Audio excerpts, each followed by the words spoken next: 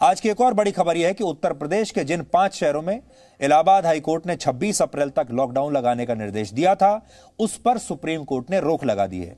राज्य की योगी सरकार ने इस फैसले के खिलाफ सुप्रीम कोर्ट में अपील की थी, जिसके बाद सुप्रीम कोर्ट ने यह माना कि लॉकडाउन लगाने का फैसला प्रशासनिक है।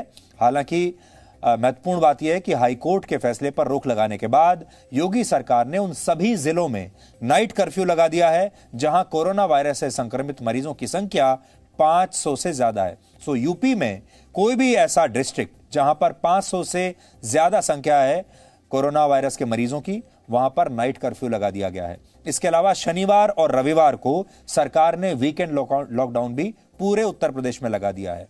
यूपी में पिछले 24 घंटों में कोरोना वायरस से लगभग 30,000 मरीज संक्रमित हुए हैं और यह आंकड़ा पिछले दिनों के मुकाबले काफी ज्यादा है। उत्तर प्रदेश के अलावा तमिलनाडु में भी रात 10 बजे से सुबह 4 बजे तक नाइट कर्फ्यू लगा दिया गया है। केरल में भी पाबंदी लगाई गई है, हालांकि वहां नाइट कर्फ्यू का समय रात 9 बजे से सुबह 6 बजे तक है। छत्तीसगढ़ के सभी 28 जिलों में आज से लॉकडाउन लागू हो गया है। झारखंड में 22 अप्रैल से 29 अप्रैल तक लॉकडाउन लगाने का ऐलान हुआ है, यानी ये राज्य लॉकडाउन की तरफ चले गए हैं। जबकि प्रधानमंत्री ने आज कहा है कि लॉकडाउन अंतिम विकल्प होना चाहिए, लेकिन इन राज्य सरकारों ने लॉकडाउन की तरफ बढ़ना शुरू कर दिया है। और महाराष्ट्र में भी ऐसी खबरें आ रही हैं कि महाराष्ट्र में भी हो सकता है बड़े लॉकडाउन का ऐलान कल तक हो जाए, जिसको कि कंप्लीट लॉकडाउन कहते हैं। कोरोना के खतरे की वजह से आज यूजीसी नेट की परीक्षा भी टाल दी गई है और आज दिल्ली हाईकोर्ट का भी फैसला आया है, जिसका आपके जीवन पर असर पड़ेगा। हाईकोर्ट ने कहा है कि कोरोना टेस्ट को लेकर भेदभाव नहीं किया जा सकता। अगर किसी व्यक्ति का पहले टेस्ट किया जाता है तो उसकी रिपोर्ट भी समय पर ही आनी चाहिए। फिलहाल दिल्ली में कई जगहों पर ऐसी खबरें आई जहां वीआईपी लोगों को कोरोना टेस्ट की रिपोर्ट कुछ ही घंटों में मिल रही है, जबकि आम लोगों के लिए इसके लिए आम लोगों को 2-2 दिन का इंतजार करना पड़ रहा है। तो इस पर हाईकोर्ट ने अहम टिप्पणी की है। अब आपको कोरोना वायरस के नए खतरे से हम सावधान करना चाहते हैं। दुनिया की मशहूर मेडिकल जर्नल द लैंसेट में छपी एक नई स्टडी के मुताबिक कोरोना वायरस हवा में भी फैल सकता है और भारत सरकार के नीति आयोग ने भी इस बात को मान लिया है। नीति आयोग के सदस्य डॉक्टर वी.के. पॉल ने कहा है कि भारत में संक्रमण हवा के जरिए अब तेजी से फैल रहा है, जिसकी वजह से ये मामले अचानक इतने बढ़ गए हैं। सबसे पहले आपको बताते हैं कि हवा में वायरस कैसे फैलता है ताकि आप इससे बच सकें। जब कोई व्यक्ति खांसता है या छींकता है या वो फिर जोर से चिल्लाकर बोलता है, तो इस दौरान उसके मुंह और नाक से कई ड्रॉपलेट्स हवा में घुल जाते हैं और अगर ये व्यक्ति कोरोना वायरस से संक्रमित है तो फिर इन ड्रॉपलेट्स में वायरस मौजूद होता है। यानी इस तरह से वायरस हवा में आता है और फिर जब कोई दूसरा व्यक्ति उसी हवा में सांस लेता है तो फिर वो भी संक्रमित हो जाता है। द लैंसेट के नए अध्ययन में यही बताया गया है। यह स्टडी अमेरिका, ब्रिटेन और कनाडा के 6 विशेषज्ञों ने मिलकर की है और उनकी पूरी रिपोर्ट का सार यह है कि कोरोना वायरस के एयरबॉर्न ट्रांसमिशन यानी हवा के माध्यम से फैलने के पुख्ता सबूत प्राप्त हुए हैं, जो अच्छी खबर नहीं है। पिछले साल जब कोरोना वायरस आया था तब सोशल डिस्टेंसिंग यानी 2 गज की दूरी का नियम इसलिए बनाया गया था क्योंकि वैज्ञानिकों का मानना था शुरुआत में कि अगर कोई व्यक्ति संक्रमित मरीज से 2 गज की दूरी पर खड़ा रहता है तो वो इससे संक्रमित नहीं होगा। मरीज के ड्रॉपलेट्स हवा में तो जाएंगे लेकिन वो उस व्यक्ति तक पहुंचते पहुंचते निष्क्रिय हो जाएंगे, प्रभावी नहीं रहेंगे।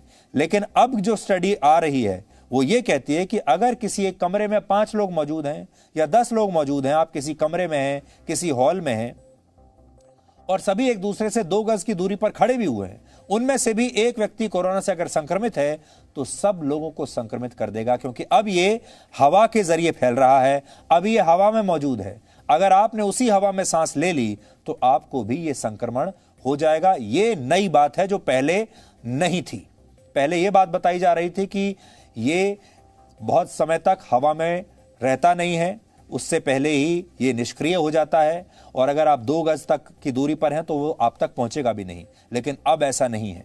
अब कई लोगों के मन में सवाल होगा कि वो हवा में फैलने वाले इस नए वायरस से कैसे बचें, क्योंकि ये संक्रमण आपके घर के अंदर भी हो सकता है, आपके दफ्तर में भी हो सकता है, सिर्फ उस हवा में सांस लेने से ही हो सकता है। यानी अगर कोई व्यक्ति वायरस से बचने के लिए घर में रहता है तो उसे भी खतरा है। इसलिए अब हम आपको बचाव के कुछ तरीके बताते हैं। पहला उपाय तो यह है कि आप हमेशा 24 घंटे मास्क लगाकर रहें, मास्क ना छोड़ें। कोशिश करें कि घर में जब 3-4 लोग साथ में बैठे हों तो भी मास्क लगाकर रखें। डॉक्टरों की सलाह तो यह भी है कि अब आप डबल मास्क यानी 2 मास्क लगाकर रखें, एक के ऊपर एक। हालांकि हवा से वायरस फैलने का मतलब यह नहीं है कि हवा संक्रमित है। इसका मतलब है कि वायरस हवा में बने रह सकता है। वायरस की जो आयु है, एज, वो बढ़ गई है। अब वो हवा में देर तक रहेगा और इमारतों के अंदर तो ये और भी बड़ा खतरा है। ऐसे में इसके लिए जरूरी है कि आप अपने घर का वेंटिलेशन ठीक रखें, अपने घर के खिड़की दरवाजे बीच बीच में खुले रखें और ऐसा करके आप इस खतरे को कम कर सकते हैं। अगर आप दफ्तर में काम करते हैं तो अपने दफ्तर के प्रशासन को ये बोलिए कि वो भी वेंटिलेशन ठीक रखें और आप अपने दफ्तर के जो एयर कंडीशनर्स हैं उनका फिल्टर जल्दी जल्दी साफ करवाएं। आज एम्स दिल्ली के निदेशक डॉक्टर रणदीप गुलेरिया ने इस पर हमसे बात की है और 2 मास्क लगाने के फायदे भी बताए हैं। कई टाइम से लोग, रिसर्चर्स कह रहे हैं और पिछले 7-8 महीने से तो कह ही रहे हैं कि जो वायरस है वो ड्रॉपलेट इन्फेक्शन भी है लेकिन एरोसॉल इन्फेक्शन भी है। तो इन दोनों में अंतर क्या है? ड्रॉपलेट इन्फेक्शन की वायरस के जो पार्टिकल्स है, जो वायरस जो आगे खांसने से या बोलने से या छींकने से हवा में आता है, उसके जो ड्रॉप्स हैं वो थोड़े बड़े साइज के होते हैं, 5 माइक्रोन से ज़्यादा होते हैं और वो ड्रॉपलेट हैं तो एकदम ज़मीन पे या किसी सरफेस पे ड्रॉप कर जाते हैं, गिर जाते हैं और हवा में ज़्यादा देर नहीं रहते। इसलिए हम पहले कहते थे कि 2 गज की दूरी रखो। जो अभी आपके सरफेसेस हैं, चाहे वो टेबल हो, चाहे कुर्सी की साइड्स हो, उनको अच्छी तरह से साफ करते रहना चाहिए। लेकिन अब ये भी माना जा रहा है कि इसके अलावा वो एरोसॉल भी है कि जो वायरस के पार्टिकल हैं वो छोटे लेस देन 5 माइक्रोन साइज में भी हवा में आ जाते हैं और वो हवा में काफ़ी देर तक रहते हैं, एकदम नीचे नहीं गिरते। इसका ये मतलब हुआ कि अगर एक बंद कमरा है जहाँ पे कोई कोविड पॉजिटिव पेशेंट है और वो खांसता है, तो खांसने पे कुछ हद तक उसके वायरस के पार्टिकल्स हवा में रहेंगे और अगर वो उस कमरे से बाहर भी चले जाए और उसके बाद कोई और व्यक्ति आए तो वो भी अफेक्ट हो सकता है। दोनों आपस में दोनों का संपर्क नहीं हुआ है, लेकिन क्योंकि वायरस कुछ देर तक हवा में रह सकता है, तो अगर उस दूसरे व्यक्ति ने भी ठीक से मास्क नहीं डाला हुआ हो और उसको लगे कि मैं अब अकेला ही इस कमरे में हूं तो मुझे तो कुछ हो नहीं सकता, उसको भी इन्फेक्शन हो सकता है। अगर आप अकेले में हैं और आप किसी ऑफिस में हैं या किसी ऐसी जगह पे जहाँ पे और व्यक्ति भी होते हैं और जहाँ पे क्रॉस वेंटिलेशन अच्छी नहीं है, तो मास्क जरूर लगाना चाहिए। अगर आप अपने घर के अंदर ही हैं जहाँ पे आप ही अकेले रहते हैं या घर का और सदस्य नहीं है, तो आप मास्क उतार सकते हैं। दूसरा ये है कि जहाँ पर भी आप हैं, घर के अंदर हो या घर के बाहर हो, घर ऑफिस में हो या घर के अंदर हो, क्रॉस वेंटिलेशन बहुत ज़रूरी है। अपनी खिड़कियाँ खुली रखें, दरवाजे खुली रखें, जिससे हवा आती रहे, क्रॉस होती रहे। इसलिए हवा में अगर वायरस भी है तो एकदम बाहर चले जाएगा और बाहर की जो गर्मी है या धूप है उसमें वायरस एकदम मर जाएगा। तो कुछ हद तक ये माना जा रहा है कि अगर एरोसॉल है तो हमें मास्किंग जो है वो और अच्छी करनी पड़ेगी। अगर हमारे पास N95 मास्क है, अगर हम N95 मास्क यूज़ कर रहे हैं जैसे डॉक्टर्स यूज़ करते हैं, तो सिंगल मास्क भी ठीक रहता है। अब लेकिन ये ज़रूरी है कि वो मास्क आपके नाक में और चेहरे में अच्छी तरह से फिट हो, जिससे मास्क के साइड से हवा अंदर ना आए। अगर आपके पास N95 मास्क नहीं है तो आप 2 मास्क लगा सकते हो। एक तो आम जो सर्जिकल मास्क है, 888 सर्जिकल मास्क, वो आप पहले अपने चेहरे पहले लगाएं और उसके ऊपर कपड़े का मास्क लगा सकते हो।